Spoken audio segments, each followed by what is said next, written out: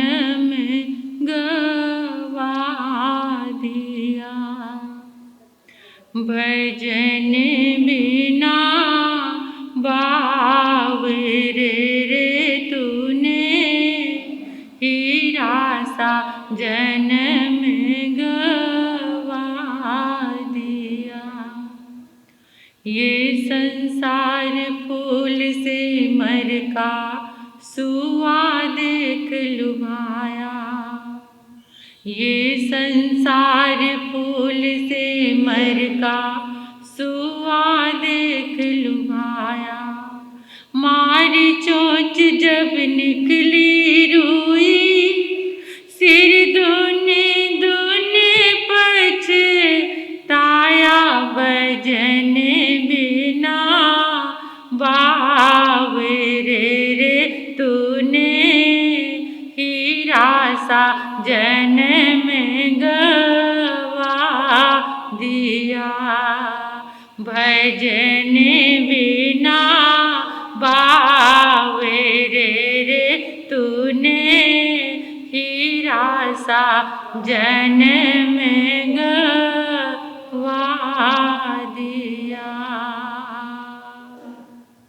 अनंत अनंत मैत्री के मसीहा, दया और करुणा के अवतार परमपिता परमात्मा प्रभु महावीर के चरणों में कोटि कोटि वंदन करती हूँ, नमन करती हूँ।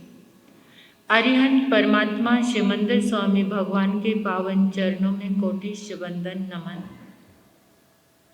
श्री आत्म शिव शमन रतन गुरुवे नमः। परम दयालु परम कृपालु कर्नाटक गज के श्री आराध्य गुरुदेव के पावन चरणों में वंदन करती हूँ, नमन करती हूँ। तब का दिव्य वरदान देने वाले मम आराध्य गुरुवरिया श्री प्रवेश कुमारी जी महाराज साहब के पावन चरणों में वंदन नमन। 311 उपवास द्वारा जिन शासन की प्रभावना करने वाले गुरनी मैया के चरणों में वंदन नमन। मेरे जीवन पर अनंत उपकार करने वाले धर्म का दिव्य दान देने वाले आराध्य गुरनी मैया के चरणों में वंदन नमन। गुरु गणेश परिसर में विराजमान गुरुवरिया तुल्या समस्त महासती वृंद के चरणों में वंदन करती हूँ, नमन करती हूँ। स्नेही प्रिय छोटी साधवियाँ, गुरु गणेश दरबार में आए गुरुदेव के परमात्मा के प्यारे प्यारे भक्तों, हृदय के आंगन में आप सभी का स्वागत, अभिनंदन, अनुमोदन आप सभी के सुंदर भावों का। आप सब भी एक बार मिलकर के अपने सहयोगी जनों का आभार व्यक्त कीजिए दिल से।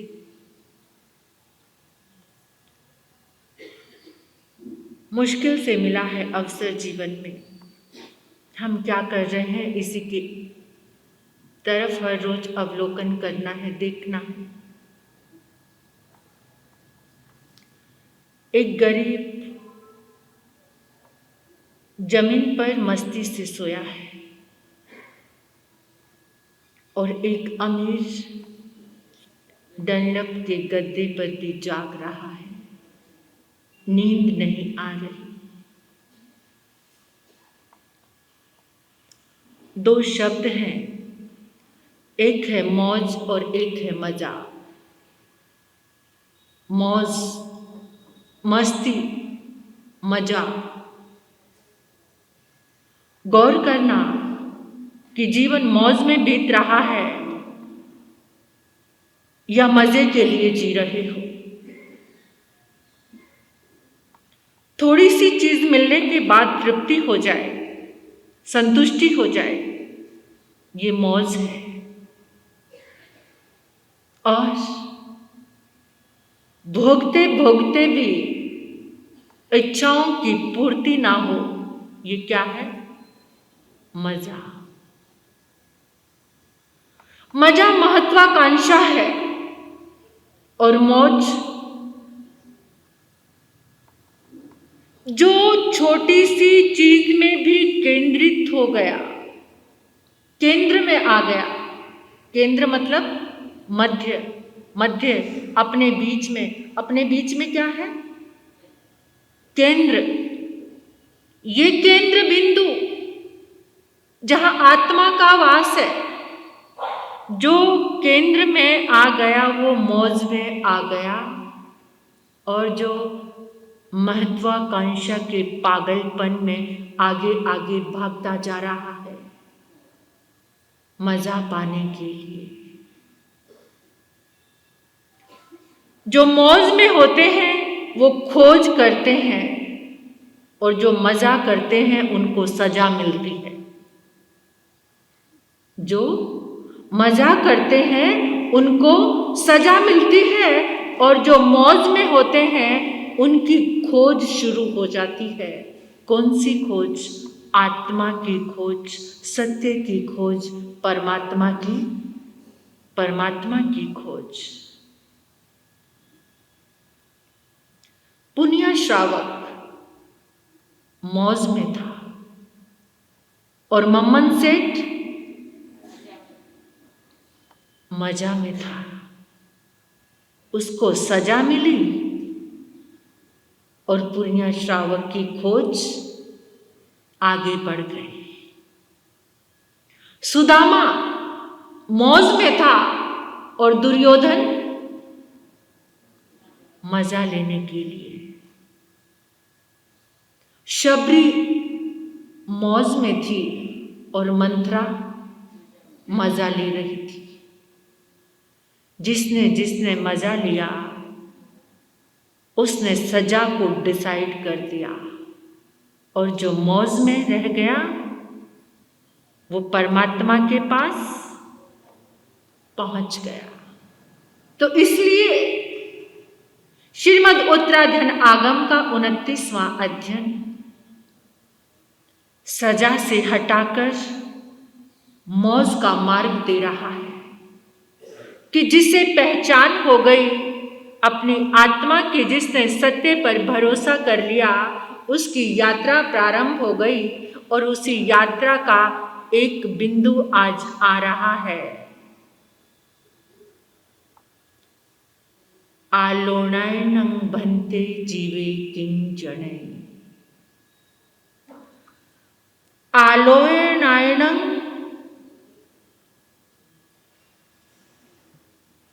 माया निदान नियाण मिच्छा दंसन सल्लाणं मोक्ष मग विघाण अनंत संसार बंधाणं उद्धरणं करेहि उज्जु भावं च जनै। आलोचना, आलोचना, आलोचना से आप बहुत परिचित हैं, हम सब परिचित हैं। आलोचना के बिना जिन शासन की साधना बिल्कुल ही अधूरी है, जीरो है।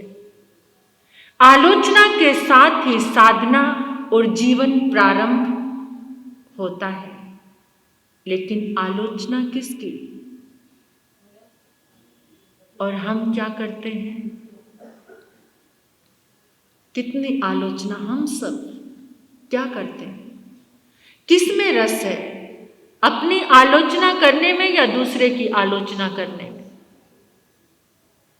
रस देखिए, बिना रस के कोई काम नहीं होता। और रस हमारा किस में है? जितनी जितनी हम दूसरे की आलोचना करते हैं उतना ही कर्म का अकाउंट बाहर संसार में कितने बैंकों में अकाउंट हैं आपके? इस कर्म के अकाउंट की तरफ भी, कार्मिक अकाउंट देखो। ये हमारी फितरत है क्या कि हमें तब तक चैन नहीं मिलता जब तक दूसरे की आलोचना नहीं करते, तब तक कुछ हजम भी नहीं होता। और कुछ लोगों का तो यही दृष्टिकोण होता है, और वो फिर आलोचना अपनी सहेलियों तक ही नहीं। एक बात का ध्यान रखना, हमने एक आलोचना की, अपनी सहेली को बताया, वो ऐसा है, फलां ऐसा है, उसने ऐसा किया, वो तो मुझे बिल्कुल अच्छा नहीं लगता, वो तो हर समय ऐसा ही करती है, करता है। और उसने आगे जितने जितने लोगों के पास वो निंदा का, आलोचना का सिलसिला पहुंचा, उतना ही आपका कार्मिक अकाउंट, उसका इंटरेस्ट आना शुरू हो गया। क्या हो गया? आपने पहले जो पैसा, वो एफडी लगा दी आपने, क्या एक को बात की, उसके पास जो आलोचना सेव की, वहां पर आपकी एफडी लग गई, और उस एफडी से क्या होना शुरू हो गया?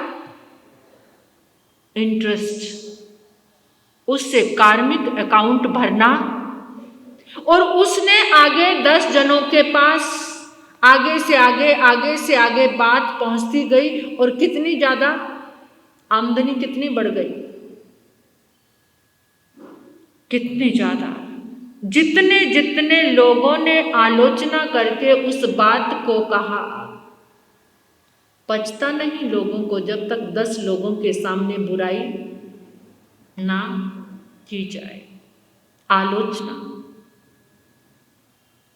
जिस दिन हम अपनी आलोचना में आ जाएंगे, उस दिन हमारा कार्मिक अकाउंट क्लोज हो जाएगा,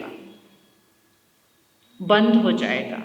लेकिन अपनी आलोचना में कभी कभार ऐसा भी होता है, आगमकारों ने कहा है, कभी कभार अपना आलोचना करने का मन होता है, लेकिन सामने पात्र आलोचना किसके सामने करें? इसके लिए आगमकारों ने कहा है कि एक समर्थ गुरु के सामने आलोचना करो, जो गंभीर है, जो तुम्हारे व्यक्तित्व को, तुम्हारी भावना को अन्यथा ना ले, जो तुम्हारा मजाक ना उड़ाए, जो तुम्हारे ऊपर ताना कशी ना करे, जो गंभीर हो, उस पात्र को देखकर ही अपनी आलोचना। गुरु के, परमात्मा की वाणी से ये भाव आ गया कि मुझे आलोचना दूसरे की नहीं करनी, और किसकी करनी है? अपनी स्वयं की करनी है। लेकिन किसके सामने? सबको ये पात्र नहीं मिलते जीवन में। कुछ लोग तो दुख से भर जाते हैं। घर घर की कहानी है कि दिल यहाँ तक भरा हुआ है और कोई पात्र नहीं है जिसके सामने उड़ेल सके। और जब उड़ेला नहीं जाता, जब आलोचना जब तक नहीं होती, तो वो तनाव, डिप्रेशन और एंजाइटी का कारण बन जाता है। कोई अच्छा व्यक्ति, वो गुरु किसी भी रूप में हो सकता है। जरूरी नहीं है कि जिसने वेश पहन लिया उसी के सामने आप आलोचना, वो किसी भी रूप में आपको, जो गहन है, गंभीर है, जिसका दिल सागर के जैसा है, जो तुम्हारी पद और सम्मान रख के तुम्हें आगे बढ़ा सकता है, ऐसे व्यक्ति के सामने अगर आलोचना हो जाती है तो दिल क्या हो जाता है? हल्का हो जाता है। और जो सुनने के बाद 10 लोगों के बीच में तुम्हारी बेइज्जती कर दे, फिर क्या? फिर तो और भी बुरा हो जाएगा। कुछ लोग ऐसे होते हैं, अपने तक नहीं रखते, और जिसका भी फोन आया उसको 10 लोगों को वही बात, किसी का वीक पॉइंट लेकर उसका नाजायज फायदा उठाकर उसको त्रास देना, ये बहुत बड़ा पाप है। इसलिए परमात्मा कहते हैं कि आलोचना करने के लिए एक सद्गुरु, एक समर्थ व्यक्ति का होना बहुत बहुत जरूरी है। और जब हम आलोचना कर लेते हैं तो बहुत हल्के हो जाते हैं। हल्कापन कैसा? आलोचना हमें सरल बनाती है। जब हम ये आलोचना, ध्यान देना, आलोचना से बहुत सारे अनर्थ मिट जाते हैं। बाप और बेटे के बीच में आलोचना हो जाए अपनी बातों की तो घर परिवार और बिजनेस अच्छा हो जाता है। अगर बेटी अपनी आलोचना, कभी कोई गलती हो गई, आलोचना किसकी करनी है? प्रमादवश, प्रमाद किसको कहते हैं? बेहोशी। प्रमादवश कुछ ऐसा अनिष्ट हो गया, कुछ ऐसी गलती हो गई, स्वच्छंदता में नहीं। स्वच्छंदता में तो इंसान बार बार गलती करेगा, लेकिन अपवाद में, अपवाद क्या, गलती करने का मानस नहीं था लेकिन फिर भी गलती हो गई। बेहोशी में, अज्ञान में, अनजान में अगर ऐसी गलती हो गई, बच्ची से, बेटी से गलती हो गई, अगर उसने अपना दिल अपनी माँ के आगे आकर खोल दिया तो क्या हो सकता है? जो अनर्थ हुआ था वो काम बन सकता है, सुधर सकता है। आजकल बच्चियों से बहुत गलती हो जाती है। अगर अपनी माँ के सामने आकर अपना दिल खोलकर वो गलती स्वीकार कर ली जाए तो बहुत सारे अनर्थ रुक सकते हैं, और आज दिन पर दिन अनर्थ होते जा रहे हैं। मार्ग भटक रहे हैं बच्चे, क्योंकि एहसास नहीं हुआ कि मुझसे गलती हुई है और इस दिल को खोलना है। सास बहू का रिश्ता बड़ा टिपिकल है, टिपिकल रिश्ता है। यहाँ जल्दी से दिल मिलता नहीं और खुलता नहीं। आप बहुत विश्वास करते हैं जन्म कुंडली मिलाने में। किसकी जन्म कुंडली मिलाते हो? लड़की और लड़के की। लेकिन अगर जन्म कुंडली सास के साथ मिला ली जाए तो जन्म कुंडली मिलाने का ये रवैया थोड़ा बदल जाए, सास और बहू की जन्म कुंडली मिल जाए तो सारे कलेश मिट जाएंगे। लेकिन हम तो परंपरा से वही जन्म कुंडली मिलाते। सास और बहू, अगर देखो, एक अहंकार को छोड़कर गलती किसी से भी हो सकती है और आलोचना, लेकिन आगमकारों ने तो हमेशा यही कहा है कि गुरु के सामने अपनी आलोचना करो, क्योंकि गुरु तुम्हें सन्मार्ग पर लेकर आएंगे, तुम्हें सही रास्ता बताएंगे। अगर ऐसी आलोचना हो जाए तो अपनी आलोचना, परमात्मा कह रहे हैं आलोचना से जीव को क्या प्राप्त होता है? जो आलोचना करता है उससे क्या प्राप्त होता है? किस चीज की उपलब्धि होती है? इतनी हमने आलोचना की है, समस्री आती है, अभी भी तैयार हो जाओगे आलोचना, चाहे उसका एक अक्षर समझ ना आया हो। वृद्ध लोयना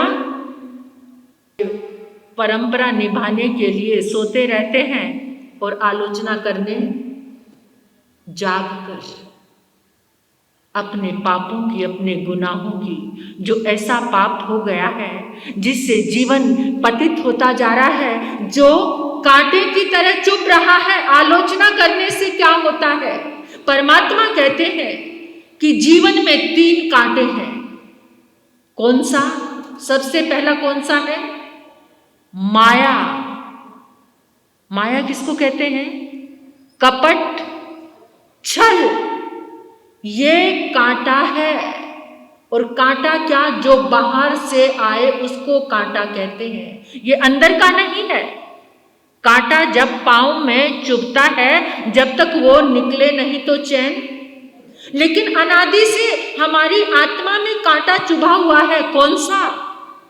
माया, छल का, जो इस कांटे को निकाल फेंकता है। और दूसरा कांटा कौन सा है? निदान। निदान समझ गए क्या? जो कुछ धर्म कर्म किया उसको बेच देना, उसका सौदा कर लेना। मेरा बिजनेस ठीक हो जाए, मैं तेला बेच दिया। मेरे घर में पोता हो जाए, मैं एक 28 अनंत निर्जरा करने वाला वो तप, वो पोता चाहे तुम्हें पूछे ना पूछे, वो चाहे पानी का एक घूंट ना पिलाए, लेकिन अपनी 28 को बेच दिया। सौदा कर लेना, निदान। परमात्मा के समोशरण में राजा श्रेणिक रानी चेलना के साथ आते हैं। राजा श्रेणिक और रानी चेलना का सौंदर्य देखकर नन्हे नन्हे छोटे छोटे मुनि सोचने लग जाते हैं, इतना वैभव, इतना सौंदर्य, इतनी सुकुमारिता। हमने जितना तप और संयम किया है, उसके बदले में ये कौन जान रहे हैं? परमात्मा। राजा श्रेणी को रानी चेलना के जाने के बाद अपने मुनियों को समझाते हैं, इतनी विशुद्ध करनी को बेच दिया, बेचने के लिए तैयार हो गए। आलोचना करो, आलोचना करो। जब तक आलोचना नहीं करते, ये पाप की गठरी जन्मों जन्मों तक साथ जाती है। इसलिए आलोचना का इतना महत्व है। जीवन में कुछ भी करके कुछ मांगना मत, घाटे का सौदा मत करना। जिस उपवास से, जिस आंबिल से, जिस तेले से तुम्हें मोक्ष जैसा अखंड सुख मिल सकता है, इस संसार के छोटे से सुख को मांगना नहीं। पहला माया सरल बन जाओ। जो सरल होता है उसको सीधी गति मिलती है। सरल जो होता है उसको सीधी गति कौन सी है? सिद्ध गति। जो सरल होता है, बी पॉजिटिव, पॉजिटिवनेस, इजीनेस, जिसको हम क्या कहते हैं? सरलता क्या? इजीनेस। जो सरल होता है उसको सिद्ध गति मिलती है। जो तिरछा होता है उसको त्रियंच गति मिलती है। तिरछा, वक्र। आज का ये पंचम काल कौन सा है? वक्रता का। सीधी सीधी बात तो लोग करना भूल ही गए हैं। छल और परपंच से भरकर हर पल की जाने वाली ये वक्रता। और पहले का समय था, परमात्मा आदिनाथ भगवान का समय कैसा था? कितना सरल और सीधा। आप सबको पता है ना कि एक संत गोचरी को जाता है, उसे 32 बड़े मिलते हैं और वो आते आते रास्ते में सोचता है कि गुरुजी और मैं ही तो हैं, 16 उनके हिस्से के, 16 मेरे, मुझे बहुत तेज भूख लगी है, और वो 16 खा लेता है। कितने बच जाते हैं? अब वो फिर उनका बंटवारा करना शुरू कर देता है कि 8 गुरुजी के और 8, और वो 8 खा जाता है। और कितने बचते हैं? फिर वो 4 खा जाता है। फिर ऐसे रास्ते भर आते आते बंटवारा करता रहता है, करते करते एक बड़ा। और जब गुरुजी के सामने पात्र खोलता है, गुरुजी कहते हैं, किस महाभाग ने बहराया? कहते नहीं नहीं गुरुजी, 32 बड़े बहराए थे और मैं यही सोचता आया, इतने गुरुजी के इतने मेरे, इतने गुरुजी के इतने मेरे, और मैं सारे। गुरुजी कहने लगे, बेटा तू इतने सारे बड़े कैसे खा गया? वो बड़ा उठाया और कहते गुरुजी ऐसे खा गया। तो ये क्या है? ये सरलता है। ऐसी सरलता तो आज चाहे साधु है, चाहे आप लोग हैं, कोई भी, सभी एक जैसे ही हैं। वक्रता सबके पास भरी पड़ी है और उसी वक्रता ने इस संसार के चक्र प्रारंभ कर दिए हैं। तीसरा क्या है? माया, निदान, और तीसरा मिथ्या दर्शन। मिथ्या क्या? गलत दर्शन, दृष्टि, धारणा। अगर घर में एक व्यक्ति भी गलत दृष्टि वाला है तो पूरा का पूरा परिवार परेशानी में ही झूलता रहता है। 18 पापों की जहां गणना आती है, 17 पापों को एक पलड़े में रख दो और एक केवल मिथ्या दर्शन शल्य को एक पलड़े में रखो तो भारी कौन? मिथ्या दर्शन। अति पुण्य कर्म का उदय। और परमात्मा कहते हैं कि जो आलोचना करता है उसके जीवन से ये तीनों कांटे निकल जाते हैं। जो आलोचना करता है उसके जीवन से ये माया, निदान, मिथ्या दर्शन, सही मायनों में जो आलोचना कर रहा है उसके जीवन से ये कांटे कब जागेंगे हम? कब ऐसी आलोचना होगी? कब सिर्फ अपनी ही आलोचना होगी? कोशिश बहुत बार करते हैं, फिर संकल्प टूट जाता है। कोशिश बहुत बार करते हैं, आलोचना करनी है तो स्वयं की ही करनी है, किसी दूसरे की। आज सुनना है तो मुझे भी और आपको भी ये प्रतिज्ञा करनी है कि जब भी अवसर आए आलोचना खुद की, सारा जीवन का दोष मिट जाएगा। लेकिन आज हमारे साथ क्या हो रहा है? हम क्वेश्चन ही समझ नहीं आ रहे तो आंसर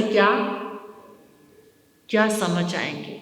प्रश्न क्या है यही पता नहीं चल रहा, प्यास क्या है यही पता नहीं चल रही, आप क्या चाहते हो यही पता नहीं है, मैं कौन हूं यही पता नहीं है, माया कितनी बार की है यही पता नहीं है। किसी भी क्वेश्चंस को हमने आज समझा ही नहीं है। पहले प्रश्नों को समझना शुरू कर लीजिए, आंसर अपने आप ही क्लियर होते चले जाएंगे। जब तक क्वेश्चन समझ नहीं आएंगे आंसर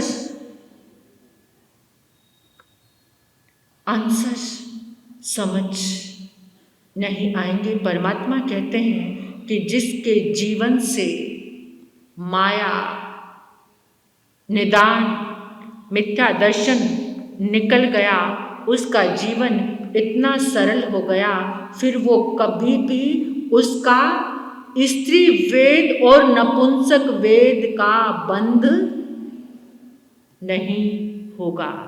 ये शिष्य ने क्वेश्चन किया ना, आलोचनायनं भन्ते जीवे किं जनई। आलोचना से जीव को क्या मिलता है?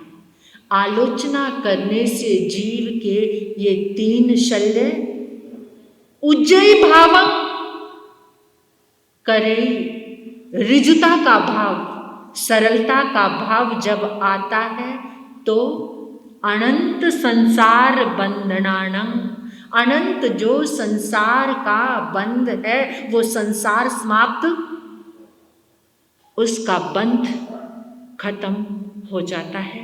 तो इसलिए ये जीवन के लिए कितना मूल्यवान है। इतनी आलोचना कर करके जो कार्मिक अकाउंट खोले हुए हैं उसको क्लोज करने का सुंदर अवसर ये चातुर्मास ही है। आगे कौन सा पॉइंट आएगा आप सुनेंगे, आपको पता चलेगा। आप गुरु जी महाराज साहब के मुखारविंद से आप श्रवण करेंगे। ओम शांति।